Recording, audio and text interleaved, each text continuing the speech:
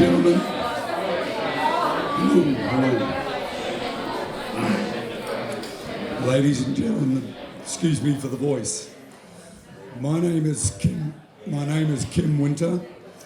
I'm the founder and chairman of an organisation called Oasis Africa and another organisation less important called Logistics Executive Group, which is a global consulting organisation. Welcome to Suspirium. Let me just tap this so the light goes back on my phone. Yeah, trying. How's it? It's not this, it's my voice. So, welcome to Suspirium, Gabrielle Pool's fantastic exhibition. It's my great pleasure, by chance, to be here. 48 hours ago, I was in Angola with the Minister of Defence, trying to figure out how they recover $80 billion from the President, who shot through last year. Was in Dubai 24 hours ago, Hong Kong 12 hours ago, and now I'm here.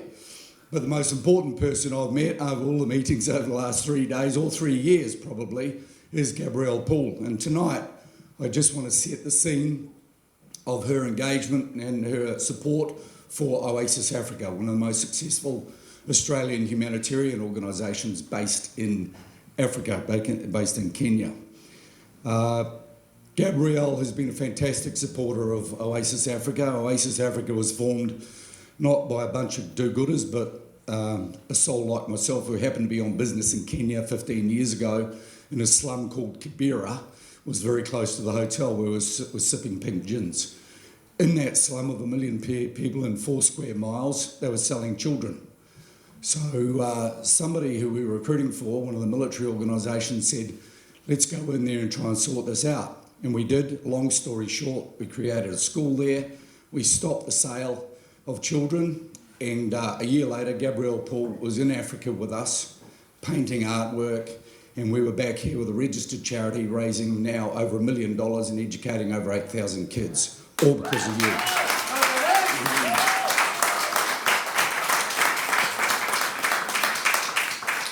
Before I met Gabrielle, I found out actually she'd been there a year before us in Ethiopia, wandering around with a Kalashnikov, living with the local tribal people for about 6 months, and with a fantastic round of artwork in her early days, which is just as spectacular as anything I've ever seen her paint, including here.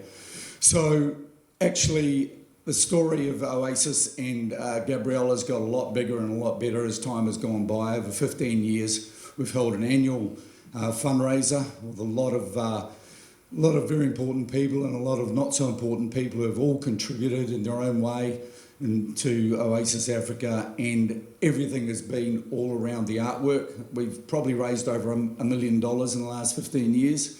It's a self-sustaining project. Gabrielle has been the major donor. It's been an enormous task, and she's been to Africa several times with us. Nearly killed on a couple of occasions, one by lions, which she refused to leave because she was painting a giraffe and the lions had encircled us. Everybody's shot through and buggered off. Gabrielle doesn't want to go anywhere. She says, I'm staying here. I get along very well with animals. They won't touch me. It's a true story, and it actually, they didn't touch her. So I'm not too sure what it was all about. But look, this event is fantastic. It's great to see so many of you. I only get back to Australia every now and again, and I see at least half of you are friends of ours and have been involved in Oasis Africa. What I can say is to the people in the art world, I know not a lot about the art world, and they're going to speak about that very shortly, but to getting behind Gabrielle and the work that she's done over the years and the various causes that she supported. I'm very proud to call her a fellow New Zealander. Tēnā koutou, tēnā koutou, tēnā koutou katoa, haere mai. Thank you very much, and I'll hand over to Brenda, and she's going to say a few words. Oh, by the way, Dad, thanks for the canvases. Thanks for doing the canvases. Gabrielle's dad's a great guy, and his mum and the family that are here. He's been doing an enormous amount of work to support her all the way through her career. You're going to hear more about her career now. So Brenda, if you wouldn't mind coming up and telling us more about the art world and Gabrielle. Thanks, everybody.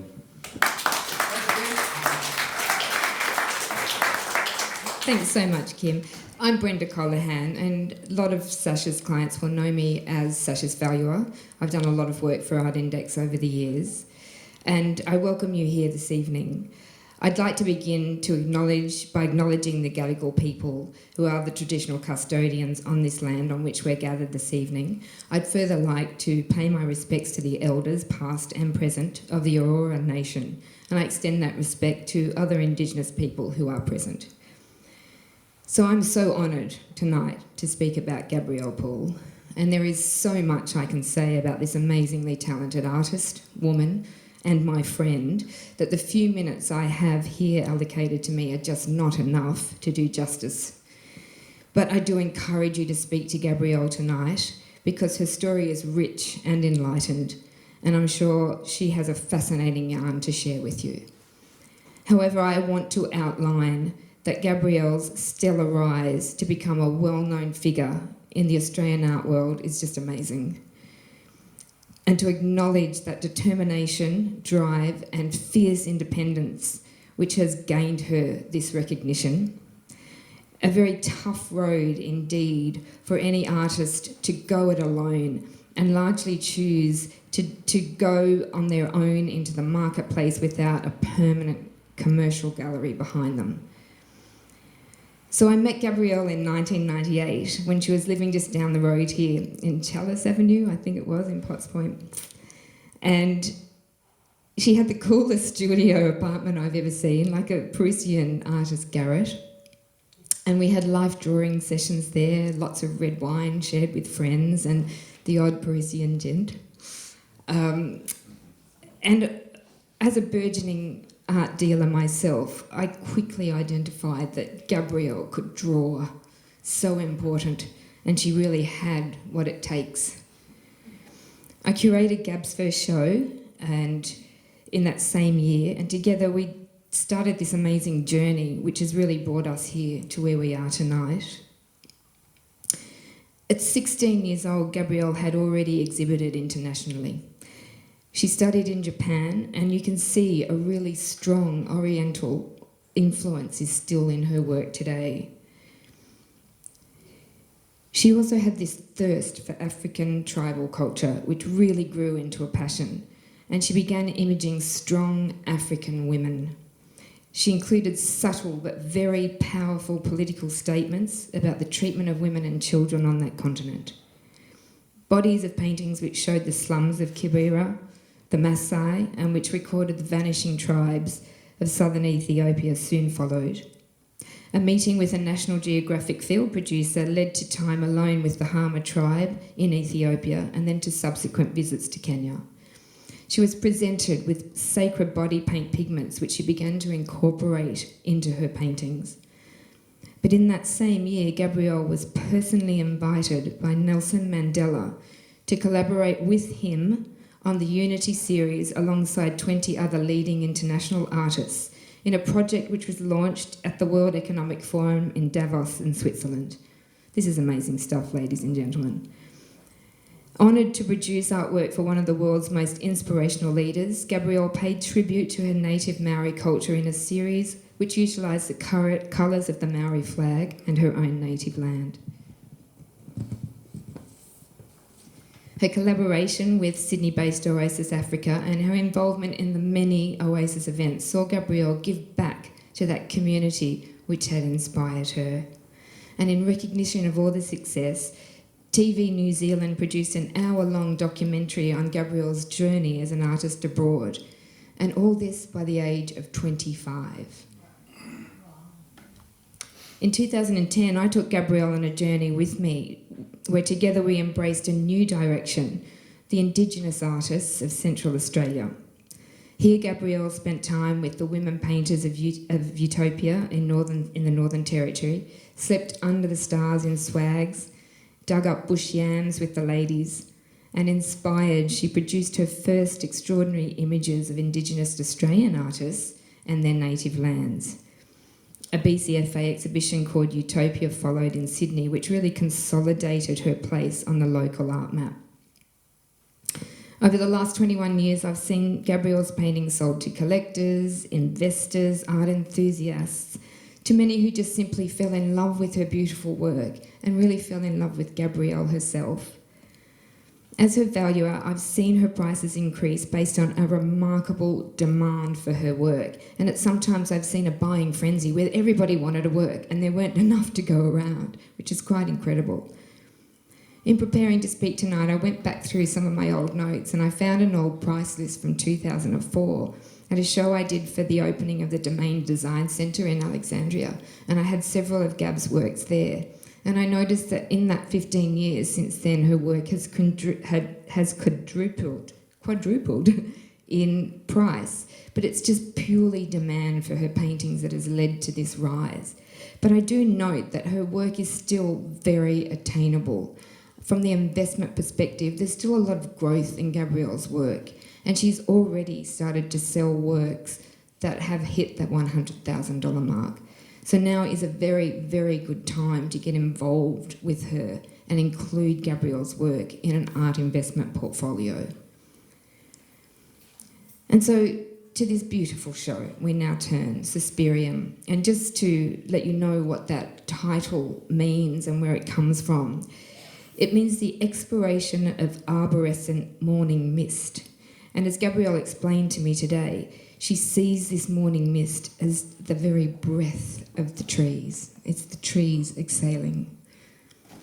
These paintings are, in my opinion, some of the very, very best work, the best work she's produced.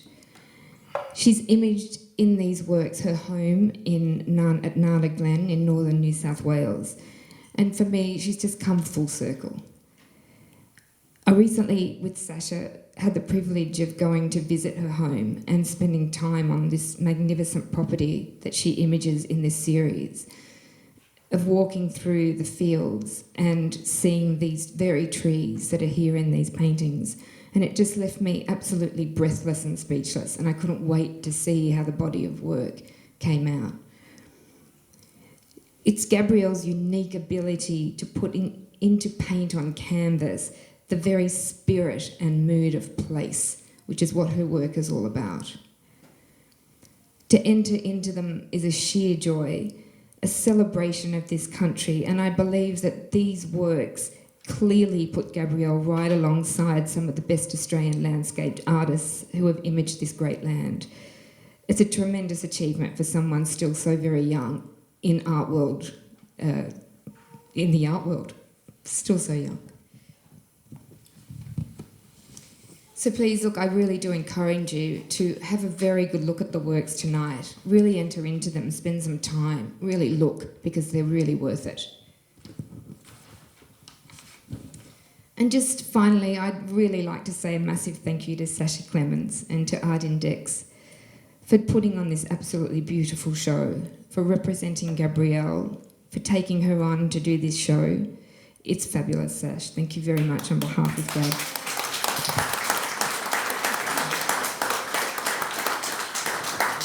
Sasha is really helping spread the news about Gabrielle Pool to a much vaster and broader audience, because everyone needs to hear about this work and about the work that she does. On Gab's behalf, I'd also like to express her thanks to Tilly, who was very instrumental in coming up with some of the fantastic titles for the paintings in the show. And I'd like to acknowledge on behalf of Gabrielle that this series of paintings is dedicated to a very dear family friend, Lorraine Morrow. And finally to Gab, I can't thank you enough for all your art, for your love, and for taking this journey with me. Here's to another 20 years together in art. Thank you.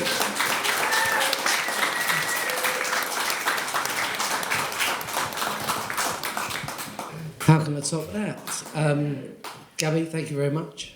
Gabby's mum and dad, or Mr. Gabby and Mrs. Gabby. Thank you very much, and everyone for coming. Me and Gabby bumped into each other at Bren's show, but we'd already met here, funnily enough, about 2 years before. Then I found out about all the beautiful philanthropy that she's been, producing and using her artwork to put the money towards very, very poignant charitable causes, which a lot of people turn a blind eye to. Myself, I very much believe in taking and certainly giving back twice-fold. So I feel very honoured myself to have this opportunity to have this show in the place that we first ever met, alongside my dear friend Brenda, that we've known obviously for many years. And the artwork speaks for itself. I cannot top anything that Brenda said. Can't top anything that the wonderful Kim has said. And all I can say is thank you very, very much for coming. Do look at the work, realise where it's coming from, and there is a charitable contribution to the cause of Oasis Africa. Thank you very much for coming. Cheers. Thank you.